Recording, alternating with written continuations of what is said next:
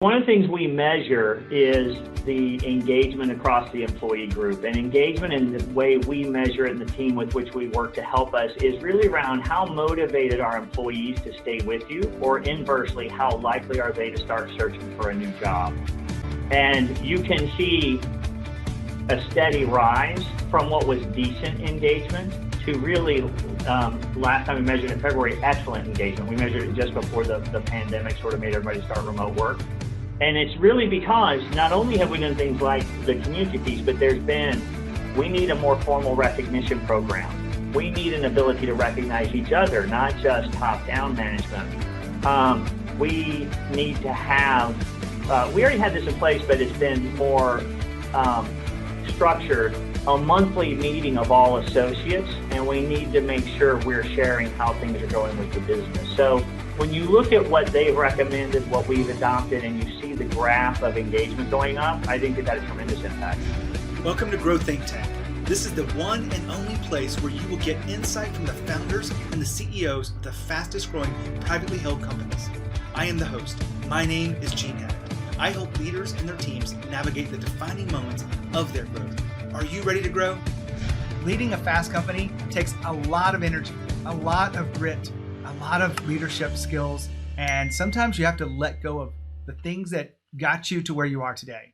If this is the first time you listening in, then you want to know that we serve those leaders that are growing fast, want to continue that growth, and we create content just for you. Today, our special guest is Bill Kerr. He's the founder, CEO of Avalon Healthcare Solutions.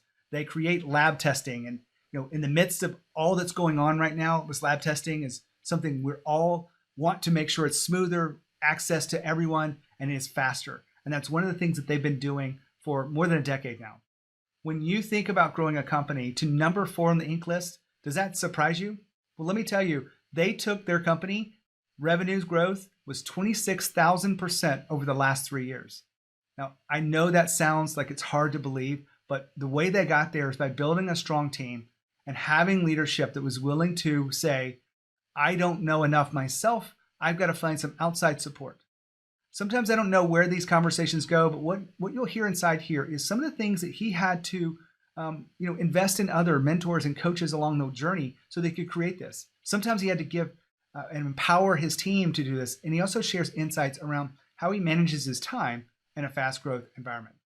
All this and more inside the interview today with Bill. Let me ask you a question here before we jump into the interview.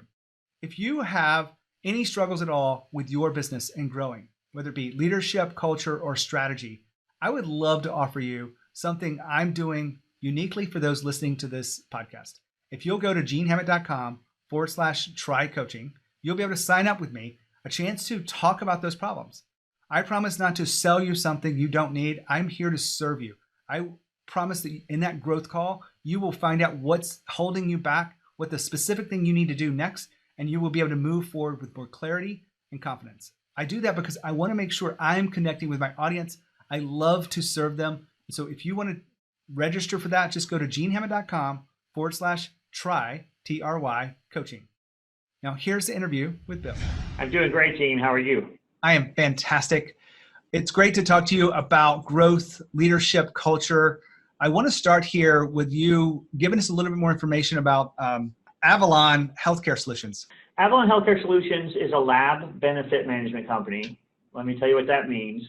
We really organize the science around lab testing, who can perform the right lab testing, and ultimately what to do with the result, as well as what to pay. And I guess the one thing I would say, given the times we are in right now, is unfortunately this pandemic has shown a light on how important that is in understanding what testing helps drive what decisions and who can perform it. But that work has been important for a long time and something we started focusing on, a half dozen years ago.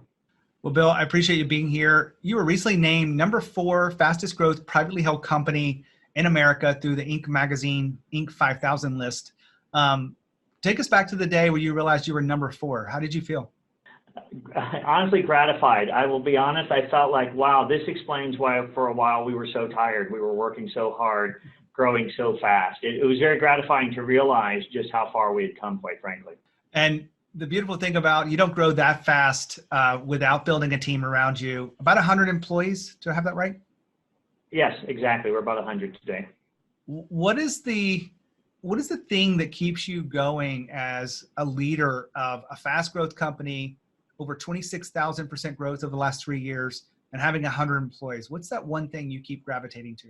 So first of all is the space we play and the mission we have. Probably more than you asked about, but by background, I'm a physician and cancer researcher. And I got into this space because cost, quality, access are very important, and lab testing has exploded. So the value we bring to the patients and the doctors at the end of the lab testing really motivates me. And I think it motivates a lot of our team, quite frankly. I think there's a lot of alignment around that mission, and there's so much more we can do. You know, the second thing is when you have a great team, just the fun of working with the team is also very motivating for me. So it's been a little harder because we're all doing remote work, but it's certainly the team that drives a lot of the engagement back to me at this point, as opposed to the reverse. And you had shared with my team about something, maybe you say this quite a bit. I'm gonna look at my notes here, but you say, manage the team, not the problem. What does that mean in your world? So if you look at the evolution of a company like ours, where you're the founding CEO and day one, you're it. So what you're focused on first is what problem we're going to solve and how we're going to solve it. And even when you start building up a dozen people, really the CEO, the founding CEO, is still solving the problem. So you are in the midst of issue resolution and data and technology.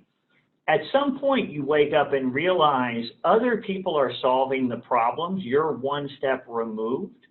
And I had to sit down and say, now where am I adding the most value to this company? And it took a little bit of realization and help for me to make that transition, quite frankly. Help as in you got some outside coaching or mentoring? Absolutely. Yeah. You know, and the phrase I've also used, and I'm sure you've heard it, is I realized I had gone from player to some player coach, and that near on the horizon was just being a coach. And I also realized the coaching side was the part I was not as good at as I was on the problem solving side. So it made sense to get a coach to help me become better at coaching, quite frankly. You probably thought of this too, but a lot of people that are great performers inside of our teams, you probably have them, get promoted up to a place of management or leadership. And they're not prepared for it either, just like you weren't. And it's really kind of the hardest place to really develop those employees, because they're very talented, and sometimes that talent actually gets in the way, just like your ability to solve problems could get in the way of you building that great team that you have. Does that make sense? It makes perfect sense. And in fact, I would add another one that says, look, there's both the individual, can they transition themselves into managing other people? Because one thing I would suggest to you right now is I manage people who now manage the people who manage the problem, which is even further removed. The other thing is the chemistry. And I think that took me a while to understand too, is it's not just each individual growing, but how are they growing together, and what kind of chemistry do we have as a team? Yeah, that's a really good question there. So I'm going to ask you, how do you make sure that you have the right chemistry in those teams? In all honesty, Gene, it was a little bit iterative. I would suggest to you that early on, I hired for kind of what I might call strength of technical skills or subject matter expertise, and valued highly what people brought to the table in the problem-solving sphere or the technical sphere. And over time began to realize that some of the people who were really strong in the technical aspects were not strong in either the collaboration aspects or the hiring and managing other people aspects. And so starting to realize I had to pivot on what I was both focused in terms of coaching them about or leading them through, but also in how I was hiring was important. And we had to slowly make some changes on the team ultimately. And have you changed that hiring process now? Is there kind of a different approach? Yes, on really a few things. So one is, clearly you still want to have a threshold of competency, right? I mean, you still want that. But now I spend a lot more time focused on what motivates them. So I really dig back into their early career days. I have found finding out why people chose a certain college, how they chose their major, their first few jobs. You learn what motivates them. Secondly, I focus a lot on how well they will fit into the team. And thirdly, Gene, I honestly, at the end, try to convince them not to join us. And the reason is that fast-growing companies are not for everyone. They change rapidly. And you shouldn't join us unless you are really committed to what we're trying to accomplish. It sounds like you have this concept of you got to have that culture fit. Of course, they have to have that technical skills to come in as a minimum, but you're really looking for a culture fit. Is that fair to say? That is very fair to say. In fact, it is something we have consciously invested in. I've invested my time, but even as a company, we realized at about 50 employees, we had to start being more conscious or intentional about how we were measuring culture, thinking of culture, because that piece ultimately is the secret sauce, I think, in keeping teams moving forward together. Hold on for a second. Did you hear what Bill talked about culture fit? Every business goes through figuring out how to hire the best people, the most talented people that allow the company to grow and move forward. Well, what he talked about was very natural. First of all, you hire people based on skills, talents that can solve the problem. Eventually, you learn that you've got to bring in people that are a better culture fit, because some of those people don't make that journey. They're not able to adapt to the change. When you think about hiring process, are you hiring for more skill fit or culture fit? This is just a wake-up call, because 90% of all the fast growth companies in here that I talk to have said culture fit is what they had to learn in this journey. So that's my message to you. Back to Bill. I'm kind of curious, Bill, what would we see in your organization, as a ritual or something that happens on a consistently basis that maybe is different from other organizations? Is there anything come to mind? Different from other organizations? I think that part is harder for me to say, not knowing. I can tell you things that I think are important, a few of them. Sure. And again, I'm not sure they'd be unique. So one is, we measure engagement and what motivates the employees and what we can do better. And I think that's probably very common. Two is we empowered a group of employees to own the actions we take. So I gave up owning that I will be the one who decides what cultural things we do, whether we are going to have an event like a Halloween party, what are going to be the social missions we focus on. I gave that up and gave it to a group of employees. And that has been very impactful, because they now feel ownership and they see that they control it. And maybe that's a little bit less common. And then thirdly, I really believe that it's important for a leader to be willing to, and it's hard to not take themselves too seriously. I think there's a real risk that you'll take yourself too seriously. And so letting them also ask me to do things, they can be funny things, like there was a contest around Halloween to raise money for one of our social causes, and whoever raised the most could pick what Halloween costume I had to wear around the office that day, for instance. And I ended up in one of those blow up dinosaurs that sort of, is air fed, and my face is coming out of the T-Rex thing and my arms are short. And I think that was very emblematic of the culture we're after, which is we're all in this together, but also important that they know I'm willing to not take myself too seriously. They let you off easy. They could have put you in a mini skirt or something. Well, I think I had HR controlling sort of what were the things that fit dress code, so I was protected. I want to go back to this group of people. I don't know if you call it a committee or if you call it something else. What have you learned by giving them that sense of ownership, and how that's impacted the culture? Well, first we call them the Culture Club. So Okay. Being my 80s background, that you can imagine where I came up with that or where that was derived from. There's a couple of things. So one that's really surprised me was how important it was that we engage in the community. As a founding CEO and problem solver, I think I tend to naturally gravitate towards what do we do that's specific to the business, and how do we solve problems, and how do we invest in people around the business. And part of what I learned from the Culture Club is they want us to be a good corporate citizen, and they want us to invest in the community in which we work and play. And I don't know, honestly, that I would have naturally gravitated to that. And it's been an important piece for us to add in. I get that. My wife is an expert in the millennial generation and all of the things that go with those dynamics. And it's very, very important, as you know. And I might not have put it top of the list either, but that's the reason why you don't have ownership of this. They do.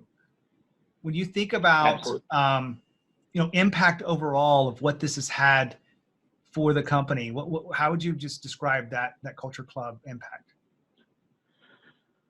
Well, so one of the things we measure is the engagement across the employee group. And engagement, in the way we measure it and the team with which we work to help us, is really around how motivated are employees to stay with you, or inversely, how likely are they to start searching for a new job. And you can see a steady rise from what was decent engagement to really, last time we measured in February, excellent engagement. We measured it just before the pandemic sort of made everybody start remote work. And it's really because not only have we done things like the community piece, but we need a more formal recognition program. We need an ability to recognize each other, not just top-down management.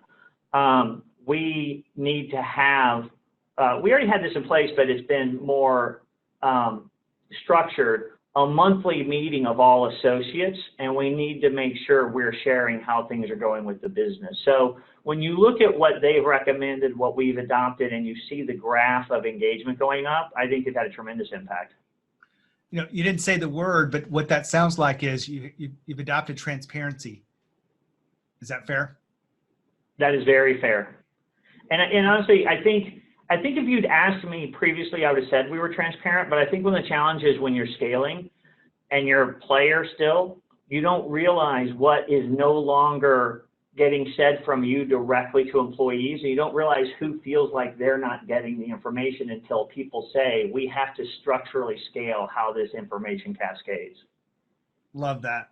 When you think about the whole concept, we talked about what was the word you used? Sorry, manage the team, not the problem. When you think about that today, as the company continues to grow, your numbers were based on last year's revenues, right? And the previous years. But what are you really focused on now as you are playing a different role as a CEO of this company? Well, so two things really. So one is I have to continue to evolve. So if you really look at the transition of learning to manage the team and not the problem, it required that I change a lot. And working on yourself, I think, is hard, but has to continue. So that's one. And I continue to get feedback. My team is great in their willingness to coach me.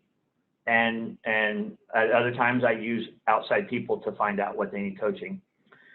Two is, where does the company go next? So I do think the role that I get to play that adds value to the team and where they're going to help take us is I get to interact with the outside world a lot more, quite frankly. You have board members, investors, customers, et cetera. And so it's my job to bring back in many ways, what's the next round of challenges our customers have that we need to help them solve? So it's not me problem solving, but it's feeding the team that. So working on myself and figuring out what problems our customers have that are the next round of things we should help them solve are the two places I'm most focused. Now, one more second here. Bill just said, I had to evolve. When you think about your evolution as a leader, are you evolving fast enough? Are you evolving just enough to keep one step ahead of the team? But if you want to grow a fast-growing company, you've got to be willing to evolve at a quicker pace than your team, than the market, than the customers around you, and you've got to work on yourself to do that. Bill talked about his investing in a coach. Now, I say this because if you have a coach, great. If what you're doing works without a coach, fantastic. But if you have just a little bit of an interest about what coaching is like for a leadership like you, I would love to get to know you. All you have to do is go to genehammett.com/try coaching, and you can actually sign up for a free call with me. This is called the Growth Call. Inside that call, you will learn exactly what you need to do next to move forward to continue the growth that you desire. All you have to do is go to genehammett.com/try coaching. Now back to Bill. I want to switch gears here a little bit because I want to make sure that we serve our audience really well. One of the biggest challenges with growing a fast company, having 100 people and growing, is your own time. Is there anything specifically you do to manage your time that you can share with us today that you feel like makes a really big difference for you? Boy, absolutely. So there were really two different data points, if you will, that caused me to change how I manage my calendar. So one was as I invested in coaching to help me learn how to better move into or live into the role of coach. One of the pieces of advice that I think a lot of founding CEOs probably don't hear or maybe ignore is you have to build in time to take care of yourself. You could look at Stephen Covey, sharpen the saw. There's a number of euphemisms, but for me it was, hey, there's a combination of hobbies and exercise rituals that were part of your life before you founded this company that you have sacrificed, and if you don't re-engage those, you're not going to have the balance for you to be effective. So one is I had to acknowledge that I was becoming imbalanced. And then two, there's a kind of a relatively famous NPR interview with Bill Gates and with Warren Buffett, where Gates was so surprised to see how empty Buffett's calendar was. And Buffett saying, look, one of the great things I can do is think as a leader. And in fact, I heard Jamie Dimon interviewed the other day on a podcast, and he was saying he had the whole day blocked out for thinking. So, or not day, but a half day.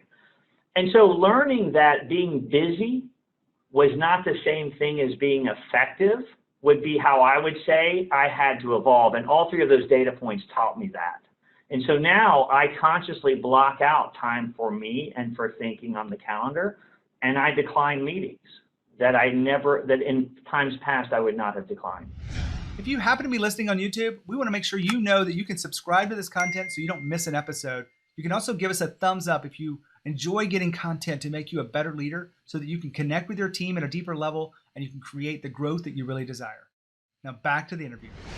I love it. And those are really in alignment with a lot of the same things that I have to work with my clients around time and really understanding that sometimes you have to slow down to speed up.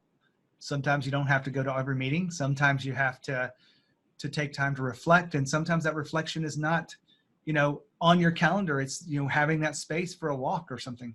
So Bill, I really appreciate you being here. The insights around, fast growth really are inspiring. I appreciate all of your wisdom here. It's been a pleasure, Gene. It's a pleasure to meet you and to work with you. Another great interview here on Growth Think Tank. I love to be able to talk with people that are in the trenches. Bill shared with you some insights on what he's done, some of the things he's had to let go of. Hopefully you've taken away some notes, something that you can apply to your business. One of the things we wrapped up with was about time. If you feel any pressure about how do you create your time, I've created a special resource for you, absolutely free. Just go to genehammett.com/productivity. If you want to figure out how to manage your time, well, I've interviewed hundreds of people on the podcast. I pulled the best insights, put them in this report for you so that you can actually go figure out how to create time for you to think and create time for you to lead the company. Now, when you think about leadership and you think about growth, make sure you think of Growth Think Tank. As always, lead with courage. We'll see you next time.